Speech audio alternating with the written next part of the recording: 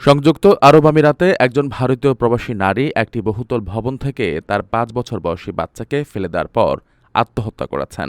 গত বুধবার ঘটনাটি ঘটে। প্রত্যক্ষদর্শী ও ভবনকর্মীদের মতে, নারী তার ১৫ তলার অ্যাপার্টমেন্টের বারান্দা থেকে লাফ দেওয়ার আগে প্রথমে তার মেয়েকে ফেলে দেন।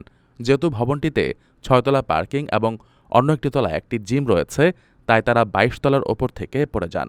ভবনটির নিরাপত্তা কর্মী জানান, তিনি একটি বিকট শব্দ শুনে বাইরে ছুটে যান এবং শিশু ও নারীর মৃতদেহ দেখতে পান।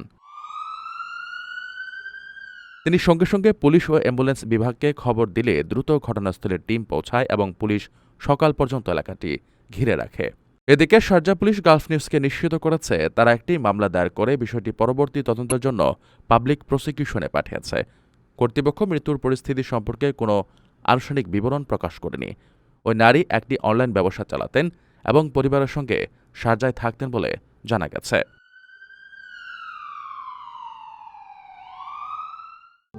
প্রবাসীদের জন্য নির্মাণ হচ্ছে দেশের প্রথম স্মার্ট সিটি, যেখানে থাকছে স্কুল, মসজিদ, হাসপাতাল, সুইমিং পুল, হেলিপ্যাড, পাঠাগার, জিম, সুপারমার্কেট, শিশু পার্ক সহ সকল নাগরিক সুবিধা।